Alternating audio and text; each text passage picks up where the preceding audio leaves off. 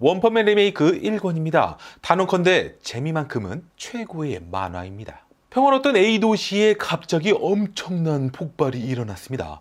그야말로 아비규환이 따로 없었습니다. 잠시 뒤 폭풍이 사라지자 폭심 중심부 더미에 누군가가 서 있었습니다. 보라색 피부에 다부진 체격, 무섭게 생긴 인상, 그리고 조금은 귀여운 달팽이 더듬이까지 어디가 드래곤볼의 피콜로와 같은 모습이었습니다. 이 더듬이 개인은 A도시에 에너지포를 발사해 도시를 이참에 리셋시키려고 했습니다. 이때 발생한 재산상 피해액은 2천억 원이 가뿐히 넘어서고 있었습니다. 그나마 다행인 것은 A도시의 재해 상황에 대해서 발빠른 뉴스 속보가 발표된 것이었습니다. 그리고 이 뉴스 속보를 본 한 히치코모리가 행동 개시를 준비했습니다. A도시의 폐허 속에 이쁘장한 소녀가 엄마를 잃었는지 서럽게 울고 있었습니다. 더듬의 개인은 남녀평등의 선구자였습니다. 소녀가 아무리 이쁘고 귀엽다고 하더라도 봐줄 생각 따윈 없었습니다. 이내 조금의 망설임도 없이 소녀를 향해 덮쳐왔습니다. 이대로라면 분명 소녀는 형태도 알아볼 수 없을 지경으로 짜부가 될 것이었습니다. 시방 뭐여? 더듬의 개인은 헛손질을 해버리고 말았습니다. 누군가 엄청난 속도로 먼저 소녀를 구해준 것이었습니다. 소녀를 구해 안전한 곳에 내려놓는 남자는 망토를 휘날리고 있었고, 이런 등장은 듣도 보도 못할 정도로 멋진 것이었습니다. 더듬의 개인도 놀라며 이 남자에게 정체가 뭐냐고 물었습니다. 분명 얼굴도 매우 잘생겼을 거라 예상이 되는 순간이었습니다. 혹시 달걀이세요? 꼬라지가 여간 실망스러운 게 아니었습니다. 그러면서 한다는 소리가 취미로 히어로 활동을 하고 있는 사람이라고 했습니다. 이 달걀의 이름은 사이타마였으며 이 만화의 주인공입니다. 더듬이 개인도 기다렸다는 듯이 자신을 소개했습니다. 환경오염으로 탄생한 백신맨이라고요. 이름이 뭔가 거창했습니다. 그러면서 환경오염을 일으키는 인간들을 다 죽여버리겠다고 했습니다. 백신맨은 남녀평등의 선구자였으며 환경보호의 수호자였습니다. 백신맨은 이내 변신을 하기 시작했습니다. 결국 거대하고 끔찍한 괴물로 변신하더니 한없이 연약해 보이는 사이타마를 잡아먹을 듯이 노려왔습니다. 이대로라면 사이타마의 달걀머리는 깨져서 노른자가 쏟아져 나올 것만 같았습니다. 그런데 쏟아져 나온 것은 백신맨의 피명뿐이었으니 사이타마의 단 한 방의 펀치만으로 백신맨의 몸은 터져버리고 말았습니다. 사이타마는 후에 막급인 표정을 짓고 말았습니다. 그러면서 세상 억울한 듯이 소리쳤습니다. 또 한 방에 끝장내버렸다고 말이죠. 우리는 어찌 이런 어이없는 전개가 펼쳐졌는지 사이타마의 3년 전 과거를 들여다볼 필요가 있었습니다. 그러고 보니 3년 전 사이타마는 꽤나 준수하게 생겼습니다. 뜬금없이 사이타마 앞에 상체가 개의 형상인 괴개인이 나타났습니다. 하체는 팬티 앞이 누런 것까지 여느 남자와 다름이 없는 인간의 모습이었고 말이죠. 괴개인은 개를 너무 많이 먹어서 괴개인이 됐다고 굳이 설명까지 해주었습니다. 사이타마도 오늘도 면접에서 떨어졌다며 자신은 백수의 표상이라고 굳이 설명해 주었습니다. 백수라고 고백한 것이 효과가 있었는지 괴개인은 사이타마를 특별히 봐주겠다고 하곤 가던 길을 갔습니다. 그러면서 턱이 갈라진 꼬마를 찾게 되면 잔인무도하게 죽여버리겠다고 했는데 아까서부터 거슬리는 건 말끝마다 푹쿡쿡 거리며 쪼개고 있었습니다. 괴개인이 가버리자 이번엔 턱이 갈라진 꼬마가 나타났습니다. 이 턱은 마치 분명 이 턱은 포유류 중에 가장 우람하다고 할 수 있었습니다. 그러나 우람한 것에 감탄할 때가 아니었습니다. 일단 괴개인한테 무슨 짓을 했냐고 물어봤습니다. 꼬마는 괴개인이 자는 동안 젖꼭지를 매직으로 그려줬다고 대답했습니다. 꼬마는 턱만 우람했지 지능은 상꼬마 그 자체였습니다. 사이타마는 이대로라면 꼬마의 우람한 턱은 후손에게 전해지지도 못하고 사라질 판이라 염려가 되기 시작했습니다. 그런데 염려할 필요도 없었습니다. 괴개인이 벌써 나타나버린 것이었습니다. 괴개인은 젖꼭지의 수치심 때문인지 무작정 꼬마에게 공격했습니다. 다행히도 사이타마가 꼬마를 잡고 몸을 날려 피할 수 있었습니다. 사이타마가 다급하게 꼬마에게 도망치라고 했지만 글쎄 꼬마가 한다는 소리가 축구공을 놓고 갈 수 없다고 했습니다. 그 말에 사이타마는 띠턱에 있는 축구공은 뭐냐고 했습니다. 괴개인은 젖꼭지를 그린 것까지는 좋은데 왜 하필 유성 매직으로 그렸냐며 도저히 치울 수가 없다며 용서할 수 없다고 했습니다. 그리고는 우선 사이타마를 집게발로 후려쳐 멀리 날려버렸습니다. 꼬마는 이제 유성 매직을 사용한 대가를 치룰 시간이었습니다. 이대로 괴개인의 집게발을 맞게 된다면 꼬마의 턱에선 2개의 축구공이 툭 튀어나올 판이었습니다. 그런데 누군가 돌멩이를 괴개인의 머리통에 명중시켰습니다. 바로 사이타마였습니다. 비록 피를 흘리고는 있었지만 근성만큼은 멋졌습니다. 하지만 어찌 평범한 인간이 괴인에게 상대가 되겠습니까? 괴괴인에게 계속 얻어터지며 서서히 죽음의 문턱으로 가고 있었습니다. 그런데 그때 사이타마의 회심의 일격이 있었습니다. 넥타이로 눈알 하나를 잡아챘습니다. 그리고 인드님껏 잡아당기니 괴괴인의 눈깔이 뜯겨져 뽑혀 나왔습니다. 결국 이 한 방으로 괴괴인의 개살까지 딸려 나왔으니 그야말로 밥도둑이 따로 없었습니다. 사이타마는 그 사건부터 무려 3년 동안이나 인간이 해낼 수 없는 어마무시한 수련을 해왔고 드디어 천하무적의 파워를 얻게 된 것이었습니다. 그 수련이 얼마나 고됐는지 후유증으로 태머리가 돼버린 것이었습니다. 새로운 악당의 출연이었습니다. 우애가 좋은 형제 중에 형은 천재적인 발명가로 자신이 발명한 스테로이드 약을 동생에게 주었습니다. 동생은 형의 말을 잘 따랐기에 서슴없이 스테로이드 약을 꿀떡 삼켰습니다. 효과가 좋았습니다. 즉시 동생의 몸은 거대해져 갔고 모든 근육이 발달되기 시작했습니다. 효과가 좀 과하게 좋았습니다. 몸이 계속 커지더니 이제는 천장까지 뚫어버렸습니다. 효과가 심각하게 좋았습니다. 이제는 200m도 넘는 거인이 돼버렸습니다. 동생은 생각했습니다. 형, 다시 원상태로 될 수는 있는 거지? 라고요. 거인이 된 동생은 건물잔에 깔려있는 형을 집어들었습니다. 그리고는 자신의 어깨에 올려주었습니다. 형은 이제는 좀 살겠는지 말했습니다. 이대로 세상을 지배하자고 말이죠. 형제는 즉시 도심으로 향했습니다. 세상을 지배하려면 도시 몇 개는 파괴해야 했습니다. 그런데 거인의 힘은 생각했던 것보다 훨씬 강력했습니다. 한 방의 휘저기만으로 도시 한 개를 소멸시키고 말았습니다. 이는 수만 명의 인명피해도 동반한 것이었습니다. 뉴스 속보로 긴급대피 경보가 발표되었습니다. 이는 재해 레벨 귀에 해당하는 재해라고 보도가 됐습니다. 재해 레벨에 대해서는 앞으로도 많이 설명될 부분이니 지금은 패스하셔도 되겠습니다. 형제는 신나서 또 다른 도시를 향했습니다.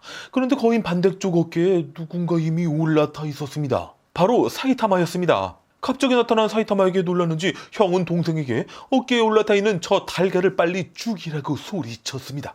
동생은 형 말을 참 잘 따랐습니다. 즉시 어깨에 손을 내리쳐 G4로 만들었습니다. 그리고 G4를 확인해보니 어딘가 낯이 익었습니다. G4는 바로 형이었던 것이었습니다. 거인은 형의 복수를 해야만 했습니다. 사이타마를 손으로 잡아서는 지면으로 강하게 내던졌습니다. 거인의 파괴력은 가공할 만한 것이었기에 그대로 땅속에 박혀버리고 말았습니다. 거인은 그럼에도 사이타마가 몸을 일으키자 거대한 몸을 날려 덮쳐왔습니다. 그리고는 체중을 실어 힘껏 발로 짓밟아 버렸습니다. 정말 거인은 그 무엇보다도 파괴적이었습니다. 발구르기 한 방으로 밑이 보이지 않는 거대한 싱크홀까지 생겨버렸습니다. 그때였습니다. 싱크홀 안에서 무언가가 엄청난 속도로 뛰어올랐습니다. 그것은 바로 와다시와 사이타마다. 그리고 사이타마의 단 한 방의 펀치로 거인의 얼굴은 완전히 붕괴되고 말았습니다. 그렇게 거인은 쓰러져 죽어버렸습니다. 그런데 하필 거인이 쓰러져 버린 곳이 B도시였고 그 바람에 B도시도 소멸되어 버렸습니다. 그렇게 수차례 사이타마는 인류가 멸망될 만한 재난들을 막아왔습니다. 그런데 문제는 그 어떠한 괴물도 단 한 방에 펀치면 사라져 버렸기에 사이타마는 어떠한 만족감도 느낄 수 없었고 그저 허무함만 있었습니다. 괴물을 처치한다는 것은 지금 이렇게 피를 빨고 있는 모기를 죽일 때와 같다는 기분이 들 정도였습니다. 어랏? 분명히 잡았다고 생각했는데 이 모기의 생명력은 의외로 좀 끈질겼습니다. 거기다 모기가 슬슬 화까지 돋구기 시작했습니다. 더는 용서할 수 없는 기분이 들었습니다. 그때 뉴스 속보가 발표되었습니다. Z도시에 모기떼가 몰려와 모든 생명체를 죽여버리고 있다고 했습니다. 그리고 재해 레벨은 귀였고 이는 거인떼와 같은 레벨이었습니다. Z도시라면 사이타마가 살고 있는 도시였습니다. 하여 사이타마는 서둘러 창문을 닫았습니다. 모기떼는 지나가는 사람들의 몸을 전부 뒤덮을 지경이었고 그렇게 되면 얼마 되지 않아 피를 모두 빨려 해골만 남을 뿐이었습니다. 그렇게 모인 피는 여왕 모기에게 수혈되고 있었습니다. 그때 모기떼를 향해 화염포가 발사되었습니다. 이것은 지상에 있는 한 남자가 화염포를 발사한 것이었습니다. 여왕 모기는 모기떼에게 즉시 공격 명령을 내렸습니다. 모기떼들은 지상에 있는 남자를 완전히 감싸버렸습니다. 그런데 그 남자는 강력한 에너지를 발산하여 모기떼를 물리쳐 버렸습니다. 그리고는 여왕 모기를 향해 조준했습니다. 이 남자는 전신이 사이보그로 되어 있었습니다. 소각이라는 멘트와 함께 엄청난 화염포가 여왕 모기에게 발사되었습니다. 그런데 여왕 모기도 만만치 않았습니다. 화염포를 가뿐히 피해버리고는 하강하여 사이보그에게 덤벼들었습니다. 사이보그의 옆을 스치고 지나가긴 했지만 정말 놀라운 스피드였습니다. 그리고 이 한 방의 공격으로 사이보그의 팔이 뜯겨져 나갔습니다. 여왕 모기의 뿔에는 사이보그의 팔이 꽂혀 있었습니다. 어라? 그런데 여왕 모기의 두 다리도 뜯겨져 있었습니다. 오호, 사이보그가 모기 다리 두 개를 뜯어버린 거였습니다. 팔 하나 주고 다리 두 개를 받았으면 손해보는 장사는 아니었지만 원래 모기 다리는 6개였으니 여왕 모기도 사이보그가 보통 내기가 아니라고 생각했는지 옆 도시에 있는 모기까지 모두 불러 모으기 시작했습니다. 모기떼들은 순식간에 모여들었고 여왕 모기를 완전히 감싸고도 끝도 없이 모여들고 있었습니다. 모여든 것은 모기뿐만이 아니었습니다.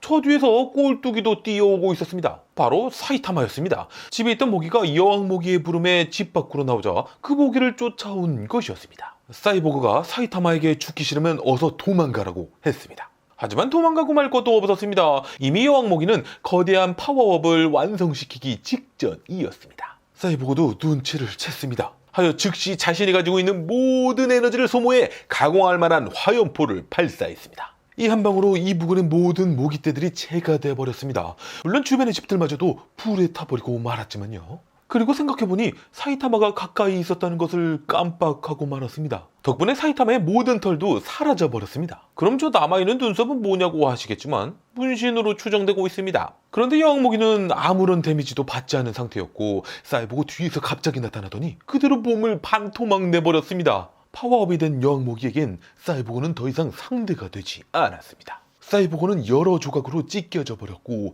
다시 짝 맞추기도 어려울 지경이었습니다. 사이보그는 이렇게 죽을 바엔 자폭이라도 해서 같이 죽을 작정이었습니다. 그때 옆에서 구경하던 사이타마가 여왕 모기를 손바닥으로 찰싹 내리쳤습니다. 그러자 여왕 모기는 그대로 중력을 무시한 채 하늘로 영영 사라져 버렸습니다. 사이타마에겐 파워업한 여왕 모기도 모기 한 마리에 불과했습니다. 이 광경이 놀란 사이보그는 서둘러 자신의 이름을 제노스라고 말했고 사이타마에게 이름을 물었습니다. 그리고 무작정 제자가 되고 싶다고 했습니다. 다음날 사이보그 제노스는 이미 제자가 된 것 마냥 사이타마를 찾아왔습니다. 그리고 제노스는 하루 만에 몸을 완벽히 수리까지 해놓은 상태였습니다. 사이타마는 일단 찾아왔으니 제노스를 집 안으로 들어오게는 했지만 제자로 받아줄 마음은 1도 없었습니다. 하지만 제노스가 너무나도 절실히 부탁을 해오자 사이타마는 할 수 없이 자신이 3년 동안 수련하는 비법을 알려준다면 분명 포기할 거라고 생각하곤 자신의 역대급 고된 수련 비법을 말해줄 참이었습니다. 그때였습니다. 천정을 뚫고 들어오는 괴인이 있었으니 바로 사마귀처럼 생긴 괴인이었고 이 괴인이 갑자기 쳐들어온 이유가 궁금했습니다. 궁금한 건 저 혼자뿐이었습니다. 사이타마는 천정을 뚫은 것에 빡쳐서 주먹을 날려 사마귀 괴인의 머리를 터뜨려 버렸습니다. 집 밖에도 괴인 2마리가 와 있었는데 아마도 사마귀 괴인의 동료로 추정되었습니다. 그렇다면 죽어야 했습니다. 사이타마는 집을 망가뜨린 것에 열이 받아 참을 수가 없는 상태였습니다. 그때 또 다른 괴인이 사이타마의 다리를 잡고는 그대로 땅속으로 처박힐 때까지 끌어내렸습니다. 일이 되자 사이타마는 땅속에 완벽히 갇혀버리고 말았습니다. 이번에는 제노스를 노리고 나타난 고릴라 괴인까지 나타났습니다. 그리고 굉장히 강해 보이는 사자 괴인까지 등장해서는 땅속에 갇혀있는 사이타마 쪽으로 다가가고 있었습니다. 사이타마를 땅속에 갇히게 만든 두더지 괴인까지 땅 위로 올라왔습니다. 이 두더지 괴인은 그리 세 보이진 않았지만 수적으로는 이제 불리한 상황이었습니다. 그리고 그때 기다릴 것도 없이 고릴라 괴인이 제노스를 공격해 들어왔습니다. 제노스가 재빨리 몸을 돌려 화염포를 고릴라 괴인한테 적중시켰습니다. 화염포의 살상력은 파괴적이었기에 괴인들도 당황하는 모습들이었습니다. 그러나 고릴라 괴인도 이 정도에 쓰러질 정도로 약하진 않았습니다. 고릴라 괴인은 공중에서 제노스를 덮쳐왔고 제노스도 재빨리 피했습니다. 분명 화염포를 적중시켰지만 고릴라 괴인은 아무런 타격이 없었는지 그따위 공격은 통하지 않는다고 거들먹거렸습니다. 사태가 점점 심각해져 갔습니다. 이번에 사자 괴인이 땅속에 갇혀있는 사이타마의 눈알을 날카로운 발톱으로 찔러 들어갔습니다. 그러자 사이타마가 땅속에서 빠져나왔는데 이는 너무나 쉽게 나온 것이라 사자 괴인은 민망해 얼굴이 달아오를 지경이었습니다. 사이타마의 실력을 알아본 사자 괴인은 자신의 힘을 더는 감추지 않았습니다. 사자 괴인의 봉인이 풀려버린 공격은 정말 매섭기 그지없었습니다. 손을 한번 휘두를 때마다 저 멀리 있는 건물마저 잘려나갈 정도였습니다. 그런데 바로 앞에 서 있는 사이타마에게는 단 한 번도 적중되지 않았습니다. 그러자 최대 파워를 끌어올리는 사자 괴인이었습니다. 그리고는 필살기를 꺼내들어 공격해 들어갔습니다. 하지만 사이타마가 연속 보통 펀치를 사용하자 그대로 분쇄되고 말았습니다. 역시 와다시와 사이타마다 였습니다. 두더지 교인은 이 믿을 수 없는 광경을 보곤 그대로 땅속을 뚫고 내빼버렸습니다. 두더지 교인의 구멍 뚫기 실력은 그 누구도 따라올 수 없는 경지였습니다. 그런데 더 빠르게 땅속을 뚫고 들어온 사이타마가 반갑게 맞이해 주었으니 그렇게 두더지 교인까지 처리하고 지상으로 올라온 사이타마였습니다. 그리고 옆을 보니 제노스도 어렵지 않게 고릴라 교인을 제압해 놓은 상태였습니다. 고릴라 교인은 제압은 당했지만 제노스의 파워에 대해서는 이미 파악한 상태였습니다. 하여 사자 교인이 오면 제노스는 파괴당할 거라고 도망치는 게 좋을 거라고 했습니다. 그 말에 사이타마가 사자 교인의 눈가를 흔들며 네가 말한 게 얘냐? 라고 했습니다. 고릴라 교인은 당황하면 코에서 피가 나오곤 했습니다. 그리고는 싹싹 빌기 시작했습니다. 허스를 떨어서 죄송하다고 말이죠. 이렇게 원펀맨 리메이크 1권이 끝났습니다. 원펀맨은 다음 편부터 본격적인 재미가 시작됩니다.